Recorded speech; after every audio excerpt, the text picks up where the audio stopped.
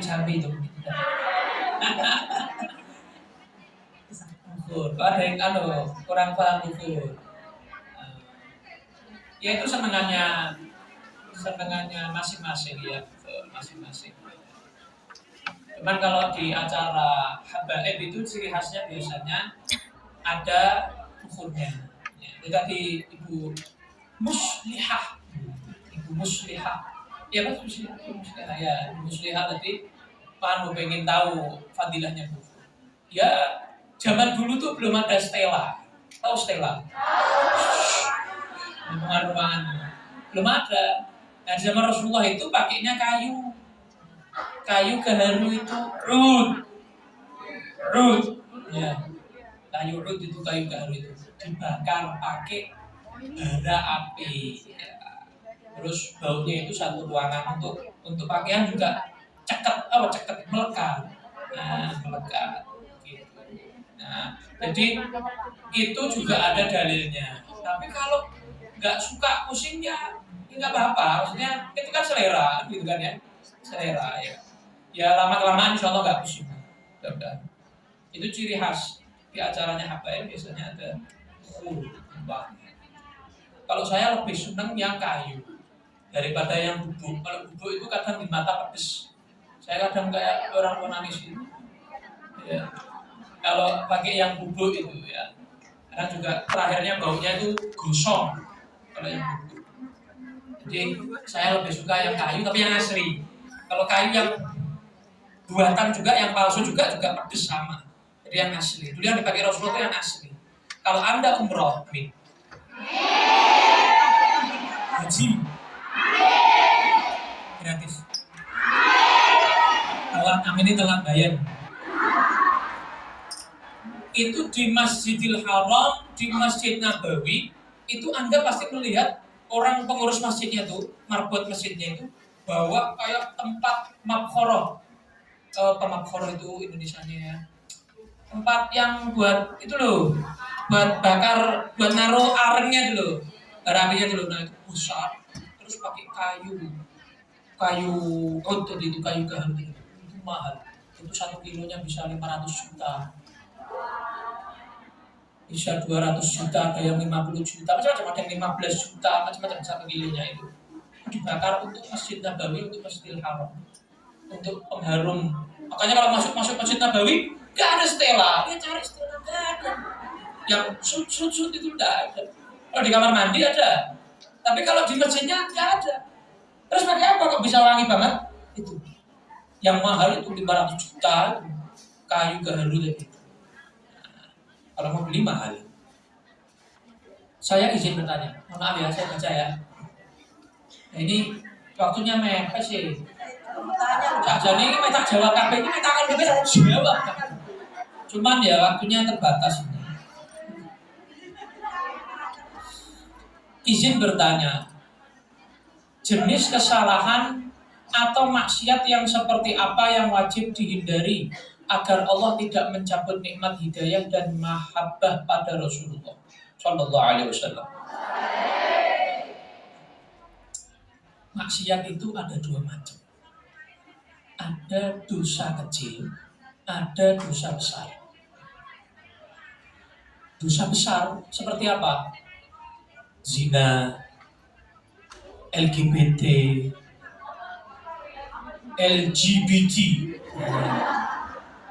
Nggak tahu juga. Waduh. Jeruk makan jeruk.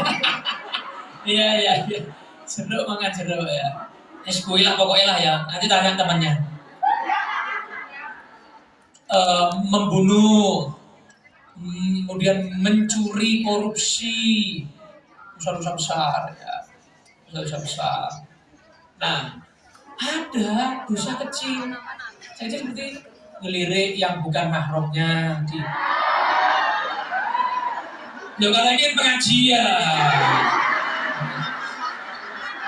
Ya, masuk aku cadaran.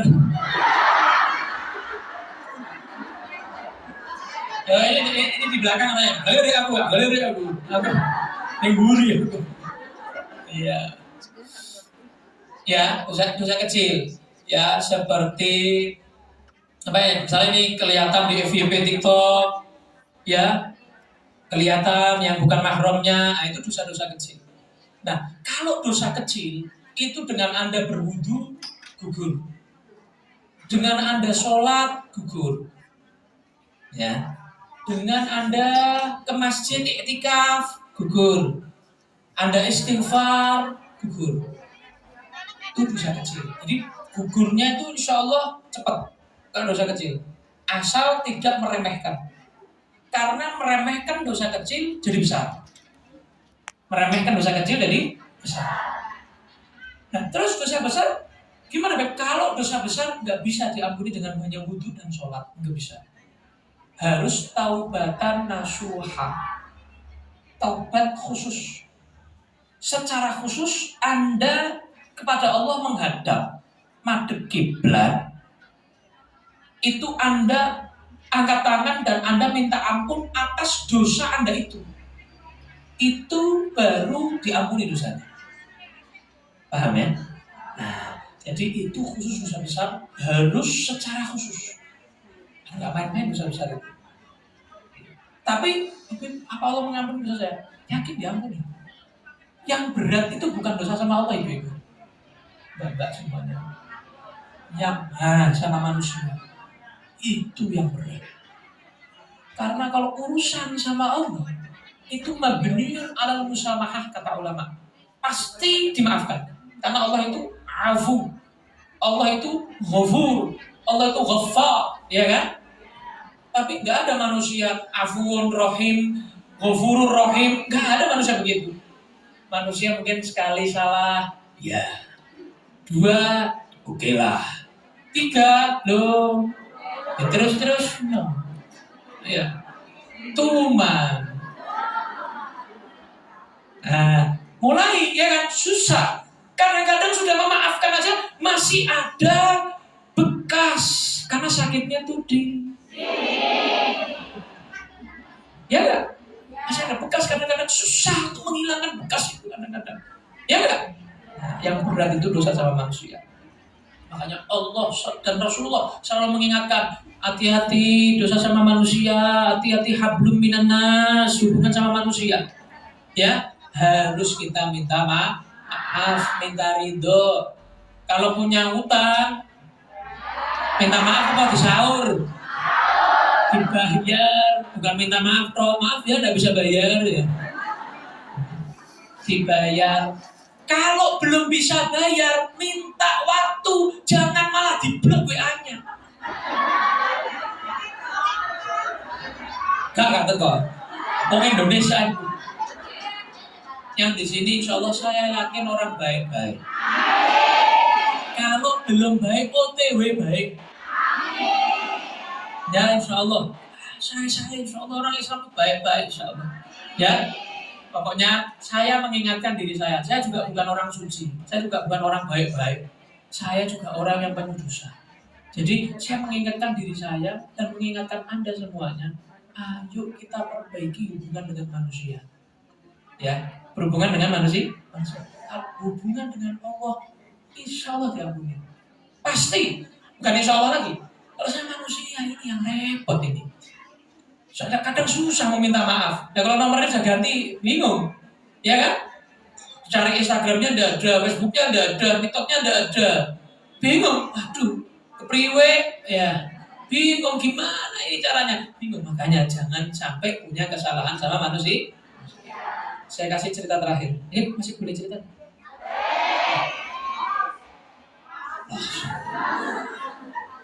Zuhur jam 40 ya? 40.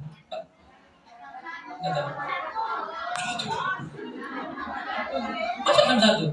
12.40 katanya? Bukan? Oh iya. Ya, oke. Siap. Wah. Ya, dimarahin mama. Kalah kan, penting kalah. Rasulullah pernah di majelis. Rasulullah bilang, bentar lagi ada orang yang masuk, dia ahli surga, penghuni surga. Para sahabat, sama ini masuk. Dilihat, kok nggak meyakinkan? Yang masuk tuh kayak enggak? Katanya orang Jawa, gak berjanji. Apa gak berjanji? Meragukan ya. Kok kayak bukan ini maksudnya, gak yakin gitu loh. Besok hari kedua, diulangi lagi sama Rasulullah. Karena orang-orang ada yang yakin. Bentar lagi akan datang masuk orang ahli surga. Masuk lagi, ya itu. Iku. Ya orangnya sama ya. Orangnya sama. Orangnya sama. Saya nggak selawatan loh ya. Jangan dihujat saya. Saya cuma ngomong iku kan ya kan. Orangnya sama. Yakin nggak? Masih belum yakin ini orang-orang. Sahabat Nabi. Hari ketiga diulangi lagi sampai 3 kali supaya yakin para sahabat. Bentar lagi masuk. Rasulullah sudah tahu. Bentar lagi orang itu datang. Kecium loh. Malaikat itu tahu ahli surga. Seperti ibu-ibu dulu. Kecium bau-bau sur. Orang sing ora amin, artinya nggak amin. Orang patah yakin nek masuk surga itu orang patah yakin. Mudah-mudahan ahli surga. Insyaallah ya. Nah, hari ketiga sama. Kalau lagi datang orang ahli surga. Ya udah gitu lagi. Akhirnya ada satu sahabat. Ya ini sudah tidak ada lagi. Jadi hari pertama, kedua, ketiga yang disebutkan sama Nabi sebelum Nabi ketika Nabi setelah bicara itu yang masuk orang ini sama, orangnya sama. Penasaran dia, tak ke rumahnya, tak main ke rumahnya, tak lihat amalannya apa sih yang istimewa. Sampai Nabi menjamin dia masuk, nginep di rumahnya sampai 3 hari. 3 hari itu dia tidak mendapati apa-apa. Dilihat kok sama saya ya.